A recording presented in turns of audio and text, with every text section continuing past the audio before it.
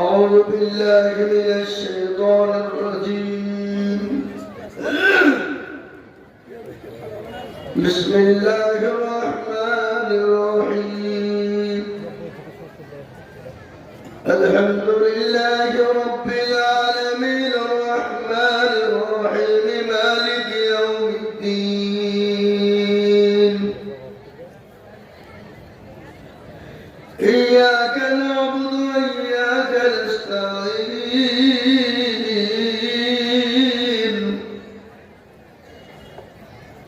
اهدنا الصراط المستقيم صراط الذين أنعمت عليهم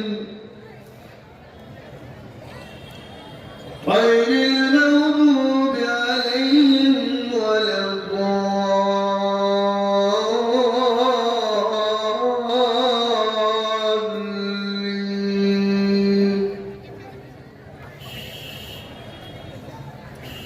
صدق الله العظيم.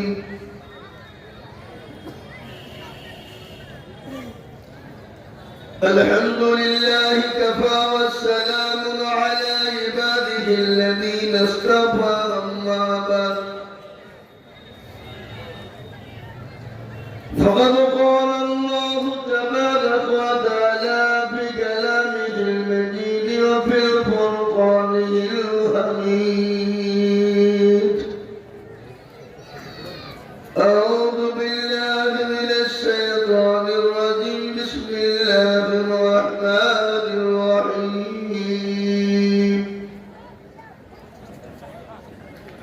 ولا تهنوا ولا تحزنوا وأنتم الأعلون إن كنتم مؤمنين. وقال عز وجل في موضع آخر: إنا نحن نزلنا الذكر وإنا له لحافظون. وقال عز وجل في موضع آخر: أينما تكونوا يدرككم الموت ولو كنتم في بروج مشيدة. وقال النبي صلى الله عليه وسلم: خيركم من تعلم القرآن وعلمه، أو كما قال عليه الصلاة والتسليم. قال النبي صلى الله عليه وسلم: لا يؤمن أحدكم حتى أكون أحب إليه من والده وولده والناس أجمعين. الحمد لله। আজকের এ সভার নির্ধারিত নির্বাচিত মালিনীত সম্মানিত মান্যবর সভাপতি সাহেব, বিজ্ঞাপিত ওলামায়ে দ্বীন,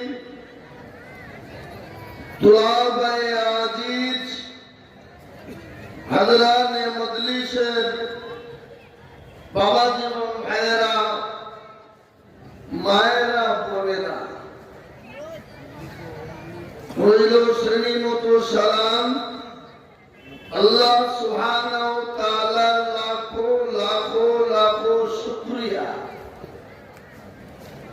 যে আল্লাহ আপনাকে আমাকে পুরো ভালোবেসে রহম ও করম করে দিনী মজলিসে বসার আসার তৌফিক এনায়েত করেছেন। সেই মহান আল্লাহর ইলাহি দরবারে একটু উচ্চ স্বরে উচ্চ কণ্ঠে মহব্বত দিয়ে অন্তরের অন্তরল থেকে এক বাক্যে উচ্চ স্বরে বলি আলহামদুলিল্লাহ। আরো একটু বলা যাবে না? ভালো কি বললে গুনাহ হবে নাকি?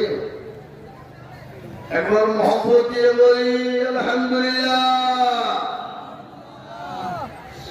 তারপরে পরে প্যারা নবী, বিশ্ব নবী, নবীদের নবী, নবী কুলের শিরোমণি মা আমিনার লাল মরুর দুলাল তাজদারে মদিনা আহমদে মুস্তফা মুহাম্মদে মর্দবা সকলেই বলি সাল্লাল্লাহু আলাইহি ওয়াসাল্লাম। তিনার উপর দুরূদ ও শান্তির ধারা বর্ষিত হোক, আল্লাহুম্মা আমিন। এ বাবা, একটা কথা আপনাদেরকে বলিব, আমরা এখানে যারা বসে আছি নবীর সুন্নাত কারা কারা মানবে একটু হাতটা তুলে দেখান তো। তুলেন, হাত তোলেন। নবীর সুন্নাত মাননে ওয়ালা না একে হাত তুলে দিল সবাই দিয়েছে। তাহলে নবীর সুন্নাত হইল জমে বসা, গুছিয়ে বসা। এ বাবা, ভালোবাসা মহব্বত কাছে না গেলে হয় না, দূরে থেকে ভালোবাসা হয়। কোন ছেলে যদি কোন মেয়েকে বলে আমি তোমাকে কি ভালোবাসি গো, I love you come here my dear, দূর থেকে বলে দিল, কাছে এসে বললে মহব্বতটা হয়ে যাবে। যেমন লাইলি মজনুর প্রেমের কাহিনী আপনারা জানেন না? হ্যাঁ, লাইলির প্রেমে মজনু পাগল, এত পাগল বাবা, লাইলির দেশের কুকুর যদি যেত তো গলা ভেঙে জড়িয়ে চুমু হইত না। আমার লাইলির দেশের কুকুর কি বললেন, মানে কুকুরকেও পর্যন্ত ভালোবাসত। তো আমি আপনাদেরকে বলবো, আমরা এখানে আজকে বসেছি আল্লাহ আর তার রাসূলের মজলিস। তো আল্লাহ আর রাসূলের মহব্বতে আমরা একটু আগে এসে সামনের দিকে পূরণ করা যাবে না?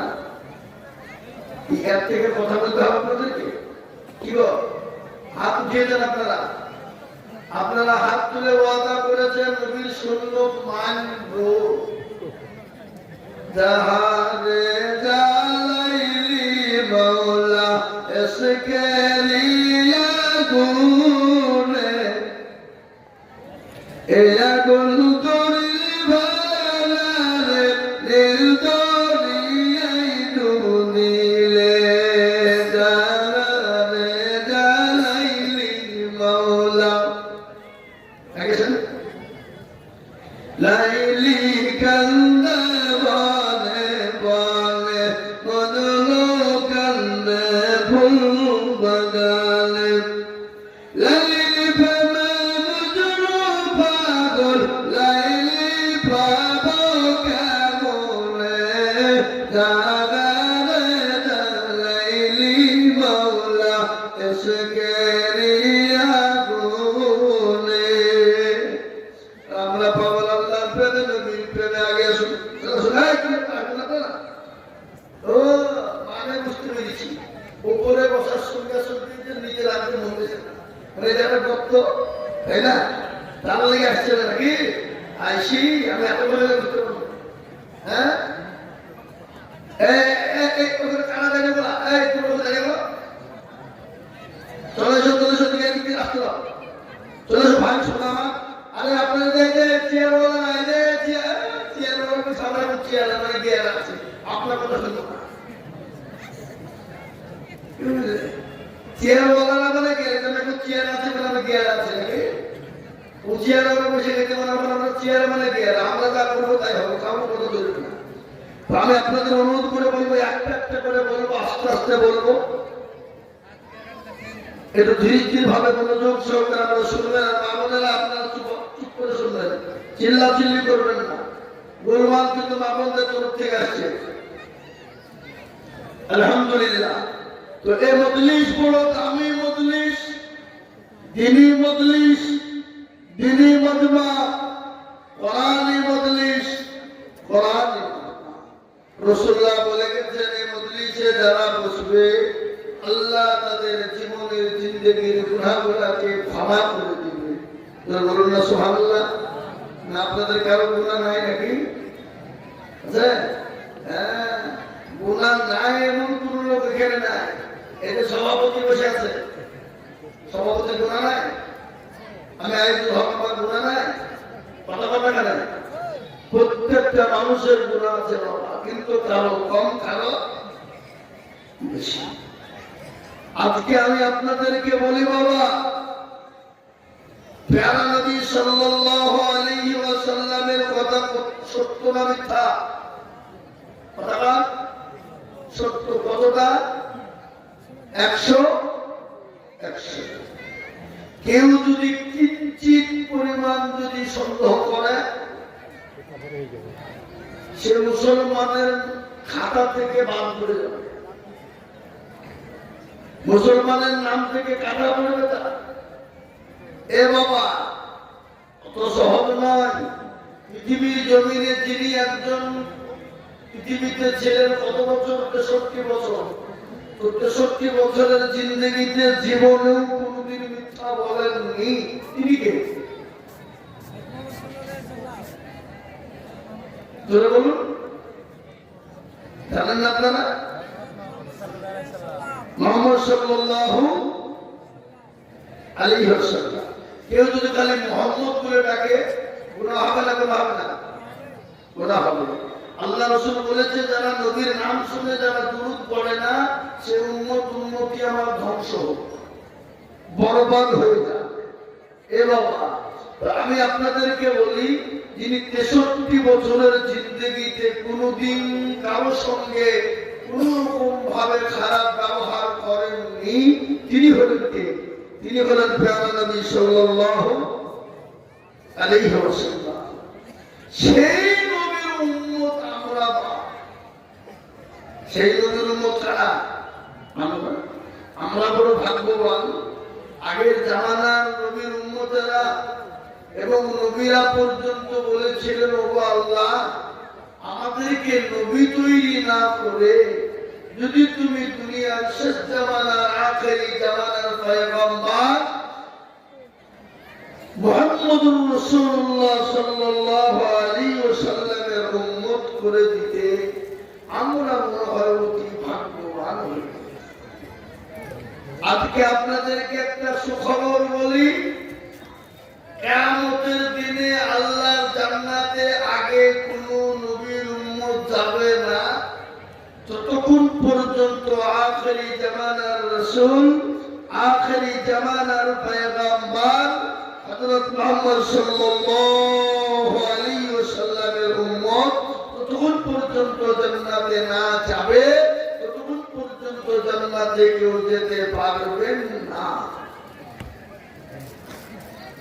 তো আমি আপনাদেরকে বলি, সেই জামানার নবীর উম্মত আমরা এত ভাগ্যবান, তারপরেও যদি আমরা ভাবছি আল্লাহ থেকে দূরে যাই, রাসূল থেকে দূরে সরে থাকি, তাহলে আমাদের এই জাতির দুর্দিন আছে না নাই? জোরে বলুন। আজকে গোটা পৃথিবী মুসলমানদের এমন একটা করুণ অবস্থা, করুণ, যা বিগত এরকম করুণ অবস্থা ছিল না। এই সামনে যে দিনটা যাচ্ছে বাবা, আরো করুণ দিন মুসলমানদের জন্য ঘনিয়ে আসছে। তার কারণটা শোনেন। আজকে এই যে হাফেজে কোরআন তৈরি হলো,